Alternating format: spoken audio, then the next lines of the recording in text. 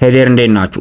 በ2017 ዓ.ም ማትሪክ የምትፈተኑ ተማሪዎች ዝግጅት ጥሩ እየሄደ እንደሆነ ተስፋ አደርጋለሁ። በዛሬው ቪዲዮ የኤክስሊትን የአጭር ጊዜ ቻሌንጅ እንድትቀላቀሉ እንዲሁም ደግሞ በቀረው ጊዜ ስህተትን እንዳትሰሩና ማድረግ ያለባችሁን አንዳንድ ነገሮች ነግራችኋለሁ። እስከ መጨረሻው ድረስ አብራችሁን ቆዩ።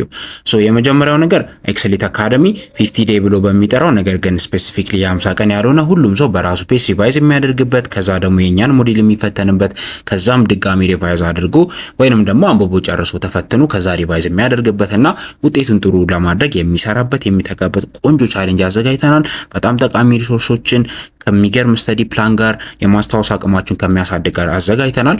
ይህንን ደግሞ ከማለፊያ ስትራቴጂና ዩኒቨርሲቲ ውስጥ ካለው ኤክስፒሪየንስ ጋር እንዲሁም ከፎከስ ኤሪያ ፋይሎች ጋር አንድ ላይ እንዲሁም የሪቪዥን ፕላን ጨምሮ በ80 ብር ታገኛላችሁ። እንዲሁም ደግሞ ፉል ፓኬጃችን ሁሉም ላይ ዲስካውንት ተደርጎ ናቹራል ሳይንስ በ450፣ ሶሻል ሳይንስ በ250 ብር ኤቭሪቲንግ ብዙ ሪሶርሶችን የተደራጁ የማትሪክ ጥያቄዎች፣ ወርክ ቡኮች፣ ወርክ ሺቶች፣ ኖቶች፣ ሃንዳውቶች፣ የተመረጡ ቪዲዮዎችን ታገኛላችሁ። እኛ ጋር መጣችሁ ብትሰሩ ልክ ከዚህ በፊት ጥሩ ውጤት ተማሪዎች በአጭር ጊዜ እንዳመጡት እናንተ ማምጣት ትችላላችሁና ኑና አብራችሁን ስሩ እንላችኋለን። ወደ 12ኛ ክፍል ተማሪዎች ከዚህ በፊት ዝግጅት ጀመራችሁም አልጀመራችሁም ወይንም ደግሞ ትንሽ ነገር ሄዳችሁም ጨረሳችሁም አልጨረሳችሁም ከዚህ በኋላ የምትሰሩት ነገር ውጤታችሁን የምታመጡትን ነገር ይወስነዋል ወይንም ደግሞ በደም ሲግኒፊካንትሊ አፌክት ያደርገዋል።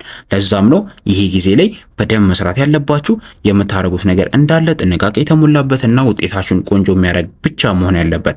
ለዛም ነው በቀረው ጊዜ እንዳትዘናጉና የምትሰሩትን ነገር በትክክል እንድትሰሩ የቀረውን የአጭር ጊዜ ቻሌንጃችንን መሪ ቃል I will do my best and get good results ያልነው። እንግዲህ ጥሩ ውጤት ለማምጣት በደም መስራት ይጠይቃል። የምንችለውን ለማድረግ ደግሞ ኮሚትመንት ሃርድ ወርክ እንዲኖረን ራሳችንን አሳምኖ ለመስራት መዘጋጀት ይፈልጋልና ይህን ሁለቱን አንድ ላይ ስታመጡት ደግሞ የተሻለ ጥሩ ውጤት ታመጣላችሁ ማለት ነው። ይሄ ማለት ግን ሁልጊዜ እንቅልፋችሁን አታችሁ ማጥናት አለባችሁ ኦር ደግሞ በቃ ከዚህ በፊት ያልነበረ ተአምር መፍጠር አለባችሁ ማለት አይደለም። ሉክ ብዙ ተማሪዎች የሚሸወዱት ነገሮች አሉ። እነዚህን ነገሮች እንዳትሸወዱ እናንተ ተጠንቀቁ። ማድረግ ያለባችሁን የተወሰኑ ነገሮች ደግሞ ነግራችኋለሁ። ሁላችንም በቀረው ጊዜ ከምን ጊዜውም በተሻለ መንገድ የምንሰራበት የምናነብበት የምንለፋበት ነው መሆን ያለበት። ብዙ ተማሪዎች ፈተናው ሲደርስ የሚሸወዱት ምንድነው?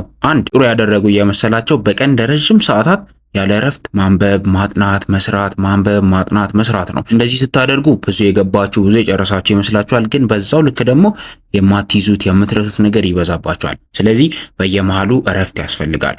የሻይ እረፍት የምን እረፍት እንደሚባለው እንደዛ እረፍት እየወሰዳችሁ ምሳችሁን በአሪፉ እየበላችሁ በቂ እንቅልፍ እየተኛችሁ ነው መስራት ያለባችሁ እንጂ እንቅልፋችሁን ማጣት የለባችሁም።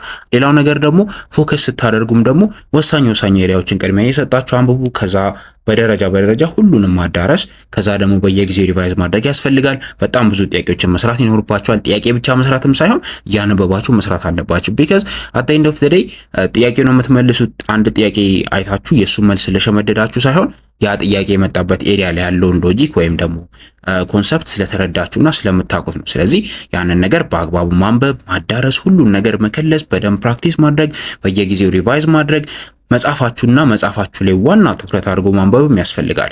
ቢካዝ አብዛኛው ሰው ከተለያዩ ሪሶርሶች ላይ ዝም ብሎ ያገኘውን ነገር ያግበሰብስና ዋና ኢምፖርታንት ትናንሽ ነገሮች ደግሞ ከመጻፍ ላይ ሚስ ሊያደርግ ይችላል። ስለዚህ በመጻፋችሁ ላይ ቤዝድ ሆነ የተዘጋጁ ነገሮችን እና መጻፋችሁን ብቻ በመጠቀም ዝግጅታችሁን as effective and as efficient as possible ለማድረግ የምትችሉትን ሁሉ አድርጉ። ከምን ጊዜውም በላይ በርትታችሁ አጥኑ። ከምን ጊዜውም በላይ ብዙ ጥያቄዎችን ስሩ። ከምን ጊዜውም በላይ ፎከስ ሆናችሁ ትኩረት አድርጋችሁ ለማንበብ ሞክሩ። ዲስትራክት የሚያደርጓችሁ ነገሮች ቀንሱ። በእቅድ ተመሩ። ቆንጆ ፕላን አውጡ።